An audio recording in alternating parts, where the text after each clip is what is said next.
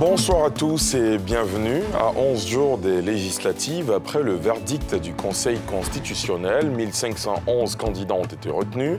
Ils ont été instruits ce mardi sur le mode opératoire du scrutin à l'initiative de la Commission électorale indépendante.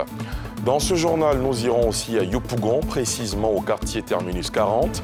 Sur place, les populations se plaignent de la sécheresse de leurs robinets. Depuis plus d'une dizaine d'années, ce quartier, alors correctement fourni en eau potable, a subi progressivement la baisse de la qualité de desserte du précieux liquide. Constat à suivre dans ce journal.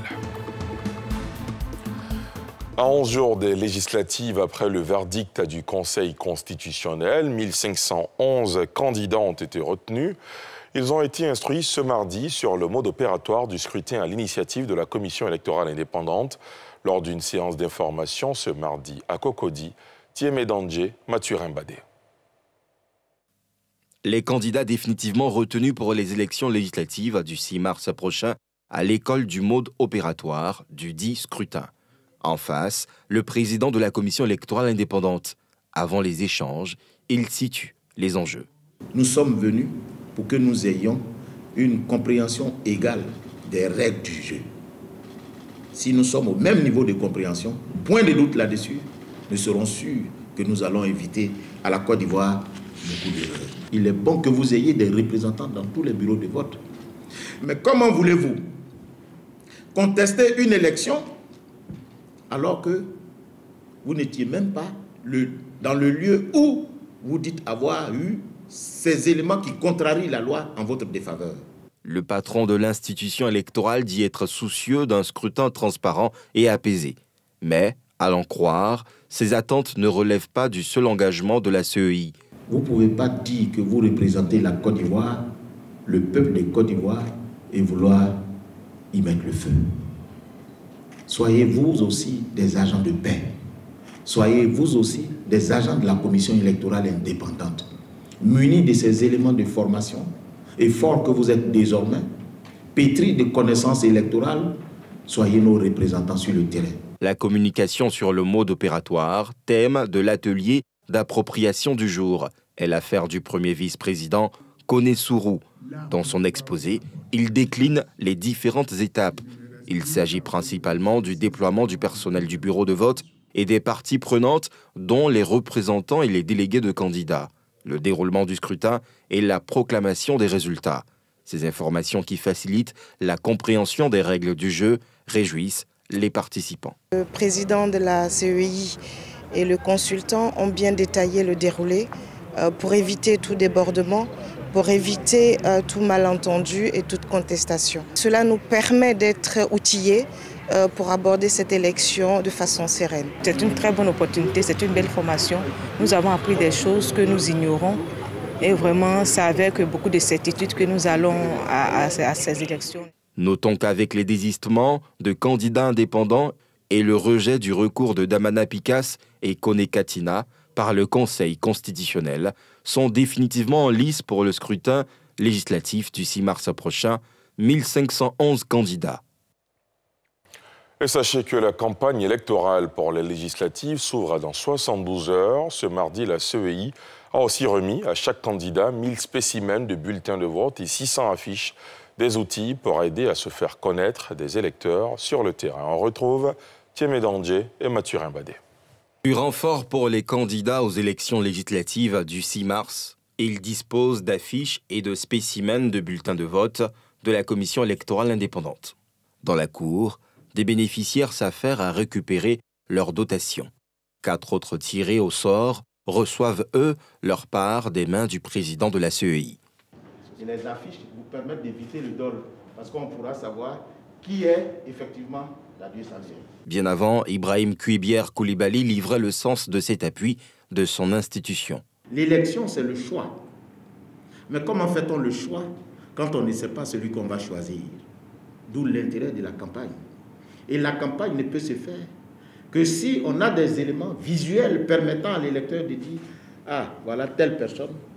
Le spécimen de bulletin, c'est pour vous donner mission d'aller vous-même sur le terrain, de vous faire instructeur des électeurs, à l'effet pour eux de faire le bon choix. Des bénéficiaires, eux, saluent cet acte qui tire des épines du pied de plusieurs candidats. Je suis heureux, ça montre que vraiment on est rentré dans le vif du sujet. Là, j'ai reçu mes affiches, j'ai reçu les spécimens pour aller montrer à mes électeurs comment voter. Ça veut dire que la CEI fait les choses en grand et en bien. Il est bon aussi qu'on identifie les candidats, qu'on sache à qui on a affaire, pour qu'il n'y ait pas de dol, comme l'a dit le président de la commission. Je suis heureux, nous sommes armés pour aller sereinement à ces élections. Je pense que ce sera des élections apaisées. La Côte d'Ivoire s'en portera mieux. La campagne électorale s'ouvre dans la nuit du 25 au 26 février prochain et se ferme le 4 mars à minuit. Et ces échauffourées très tôt ce matin entre les forces de l'ordre et les jeunes de Port-Bouët abattoir suite à un contrôle inopiné des agents de la compagnie ivoirienne d'électricité en charge de la lutte contre la fraude. Une situation qui a même perturbé les cours dans les écoles environnantes, comme nous le montrent Pierre-Di Pomelin et Arona Zeba. Les habitants de Port-Bouët abattoir ont été réveillés ce matin par des tirs de lacrymogènes et des jets de pierre entre forces de l'ordre et des jeunes manifestants. Une situation née d'un contrôle à l'improviste des agents de la lutte contre la fraude sur l'électricité. Environ de 4h35, on a été visité par l'autorité. Les gardes, les gendarmes, plus les gardes de la CIE qui sont venus escalader le mur, casser des portes des personnes, les arrêter sur prétexte de parler de fraude de courant. À la suite de ça, la population est sortie pour revendiquer qu'on libère ces personnes qu'ils ont prises. Des écoles prises au piège par ces violences ont été forcées de libérer les écoliers, comme ici au groupe scolaire Coopération Française, où la directrice de l'EPP, municipalité, a eu du mal à accéder à son établissement. Avec les tirs lacrymogènes et moi étant asthmatique, je n'ai pas pu avoir accès à mon école. Tu veux des passants, quand j'ai demandé, ils m'ont dit bon, que c'est la police, qu'il y avait un affrontement entre la police et les riverains. Moi, il s'agissait de quoi? Je dis ah, madame, que c'est affaire de courant. Que si je viens faire contrôle, les riverains refusent. Ces agents de la CIE, informés d'un vaste réseau de fraudeurs dans ce quartier, se sont heurtés à une population hostile. Ils ont dû rebrousser chemin, selon le directeur adjoint des opérations de fraude, qui précise que l'action de ces hommes est bel et bien conforme à la loi de mars 2014, portant code de l'électricité. Il y a un individu qui a donc construit un réseau d'illicite d'électricité au quartier abattoir et qui alimente des personnes qui sont déjà clients à CIE. Dès l'entame de l'opération, nous avons donc pu constater que des dispositions étaient en cours pour donc s'attaquer aux contrôleurs. Donc, en accord avec l'institution de la gendarmerie qui était avec nous, nous avons mis fin à l'opération. Et nous sommes ressortis de la localité. La fraude sur l'électricité est endémique dans cette zone comme dans bien d'autres zones et elle n'est pas sans conséquences aussi bien pour les fraudeurs eux-mêmes que pour les honnêtes clients de la CIE. Nous avons des opérations jour et nocturnes. Donc l'opération de ce matin à Port-Bouët a été donc conduite par la cellule qui est installée à la direction régionale Abidjan Sud et qui a pour mission de lutter contre la fraude en vue donc de mettre fin à ces ressources financières qui sont perdues, de mettre fin à donc ces cas d'électrisation, d'électrocution et de coupures récurrentes d'électricité dues à l'activité frauduleuse. Donc aujourd'hui, avec donc l'appui de la direction générale, nous avons une application, le Smart Control, qui permet donc d'identifier les clients depuis le bureau qui ne font pas d'achat d'énergie. Et les enquêtes ont permis de constater que ces personnes-là étaient alimentées par des réseaux de fraude. Et on a donc identifié l'individu qui a réalisé ce réseau de fraude dans les enquêtes. Aujourd'hui, n'était que la mise en œuvre de l'opération pour y mettre fin. Taninigi Sekongo entend poursuivre ses actions de contrôle inopinées, aussi à Abidjan qu'à l'intérieur du pays.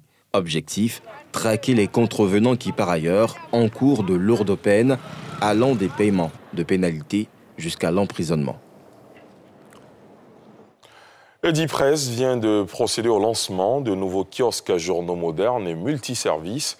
9 au total pour la première phase, 8 au plateau et 1 à Trècheville, installés à certains endroits stratégiques et qui devront générer quelques 200 emplois directs. Le premier de ces kiosques, situé entre la cathédrale Saint-Paul et le palais de justice au Plateau a été inauguré ce matin. Yeli Traoré, Eric Kimon. Face aux difficultés de distribution de la presse imprimée, la société distributrice des journaux s'équipe pour mieux faire face à ce challenge. C'est dans ce cadre qu'Edipresse a lancé la phase pilote d'installation de ses kiosques à journaux multiservices. Ce sont au total 9 kiosques modernes qui seront lancés dans un premier temps à Abidjan, 8 au Plateau et 1 à Trècheville. Sur l'ensemble du territoire national, l'événement qui nous réunit ce jour est le lancement de la phase pilote qui débute par l'installation de 9 kiosques, dont 8 dans la commune qui nous accueille aujourd'hui. La 9e sera installée à Trècheville.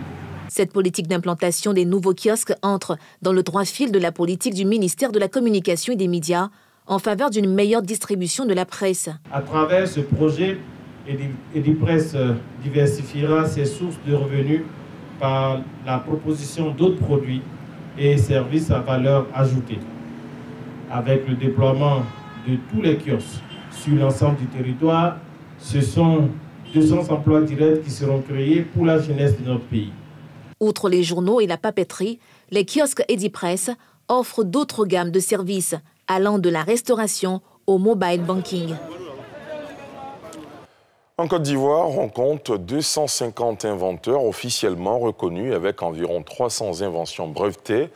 Pourtant, sur le marché, les produits made in Côte d'Ivoire sont peu présents et valorisés.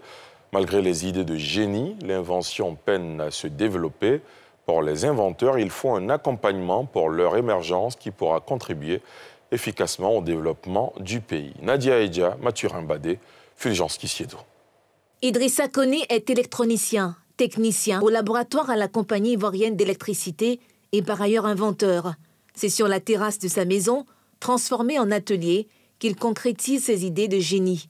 En 2014, il fait breveter pour la première fois l'une de ses inventions, une carte électronique protectrice à insérer dans les prises de courant classiques pour en faire des prises temporisées. Cette carte électronique, cette plaquette en question, on la met dans une multiprise. On ferme. Et quand vous branchez sur une prise secteur, lorsqu'il y a une coupure d'électricité, tout se coupe.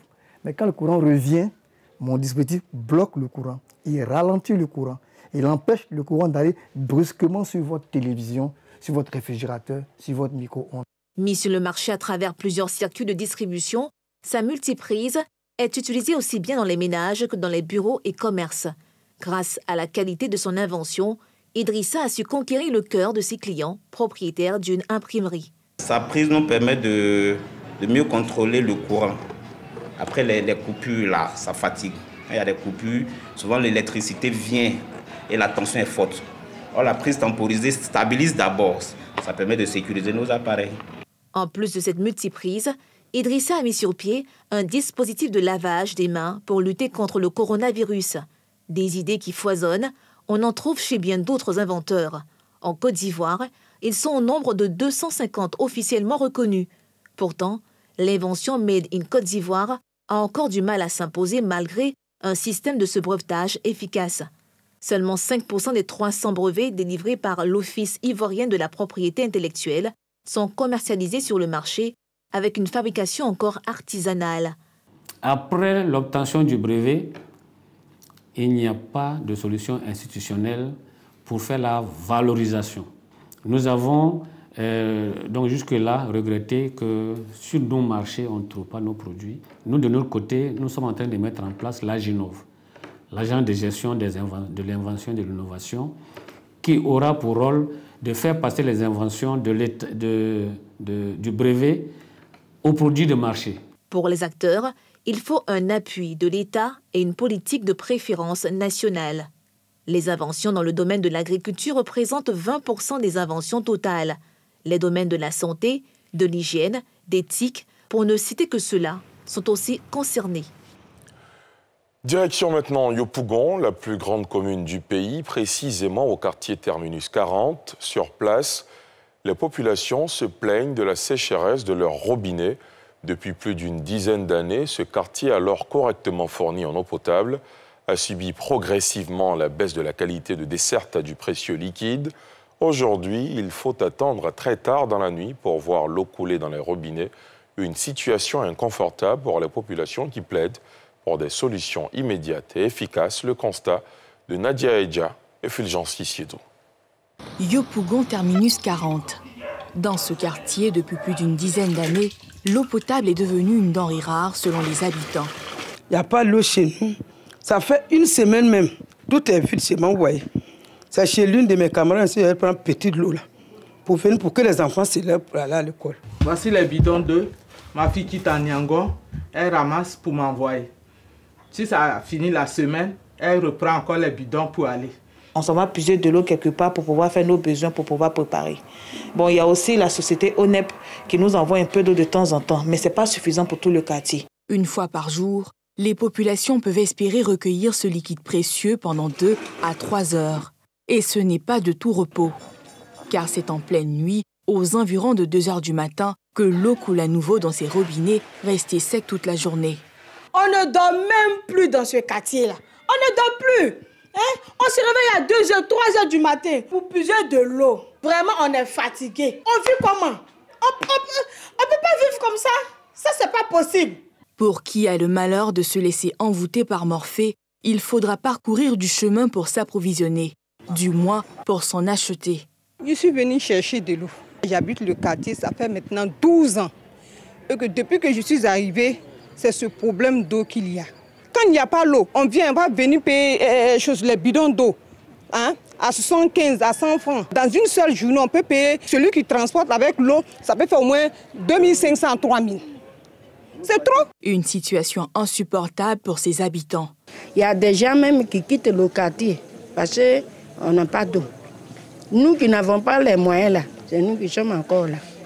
Je suis diabétique, je ne dors pas.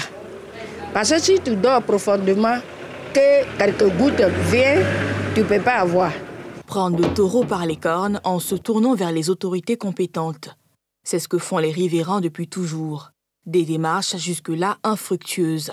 On a amorcé beaucoup de démarches. D'abord auprès de la mairie pour signifier les problèmes que nous vivons. Ça fait près de 5 ans. Fatigué de ces problèmes, on a écrit même au ministre de l'eau, laquelle lettre on n'a pas eu de suite. Si c'est un problème de château d'eau, nous demandons à ce que vraiment il puisse renforcer le secteur-là pour que nous puissions avoir de l'eau.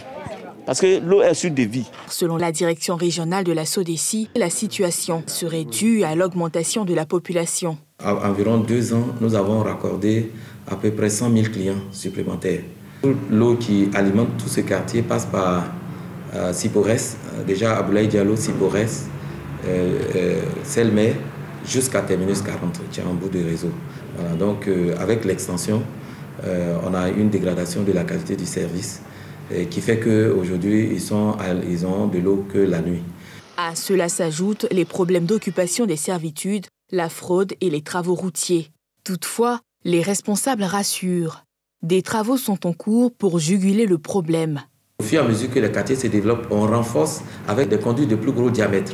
Là, nous savons qu'ils sont alimentés à peu près 6 heures, c'est-à-dire en général de 24 heures jusqu'à 6 heures du matin. Donc notre objectif, c'est de faire en sorte qu'ils passent de 6 heures à 12 heures et puis progressivement à 24 heures comme les autres quartiers. Depuis 2017, la SODECI de Yopougon s'est attelée à faire de l'amélioration de la desserte sa priorité. Sur 20 quartiers concernés par le manque d'eau auparavant, il n'en reste que 6 à ce jour, dont celui du terminus 40. À l'étranger, le Sénégal a officiellement démarré sa campagne de vaccination contre le Covid-19. Plusieurs officiels ont été les premiers à se faire vacciner. Le pays a reçu un premier lot de 200 000 doses du vaccin chinois Sinopharm. Le pays a mis 10% des 200 000 doses à la disposition de 2 de ses voisins, la Guinée-Bissau et la Gambie. Yeli Traoré. Une quinzaine de personnalités en vue ont reçu leur première dose de vaccin dans les jardins du ministère de la Santé, lors d'une cérémonie ponctuée d'applaudissements et retransmise en direct à la télévision. Puisant ses seringues dans une petite boîte frigorifique bleue, une infirmière a d'abord administré le vaccin au ministre de la Santé, pour vaincre les réticences de certains, selon le ministre, dans un pays où beaucoup doutent de l'efficacité des vaccins. Le Sénégal aujourd'hui fait partie des 7 pays parmi les 54 pays du continent africain à avoir démarré la vaccination contre la Covid-19. C'est le lieu ici et maintenant de remercier son Excellence le Président Macky Sall qui, avec une vision formidable, a permis à notre pays, à la face du monde, d'être tout à fait fier. Le Sénégal s'attend également à recevoir des doses par le biais de l'initiative COVAX, pilotée par l'OMS, et est en pourparlers avec d'autres pays, dont la Russie. Le responsable des maladies infectieuses du pays, en charge de la lutte contre la pandémie, invite les populations en donnant lui aussi l'exemple. À l'heure actuelle, la vaccination constitue le cœur de la prévention. On ne peut pas s'en sortir sans cette vaccination. Et j'appelle toutes les populations à se faire vacciner. Je l'ai fait parce qu'il faut joindre l'acte à la parole. On ne peut pas conseiller les gens à se faire vacciner et ne pas le faire soi-même. Le vaccin est efficace, il est bien toléré. Le pays a mis 10% des 200 000 doses reçues à la disposition de 2 de ses voisins, la Guinée-Bissau et la Gambie. Le vaccin Sinopharm, qui revendique une efficacité de 79%, a déjà servi dans plusieurs pays africains. Et c'est ici que prend fin ce journal préparé par l'ensemble de la rédaction. Merci de l'avoir suivi. Demain à 19h50, vous avez rendez-vous avec Mélina Makissi. Merci. Excellente soirée sur NCI.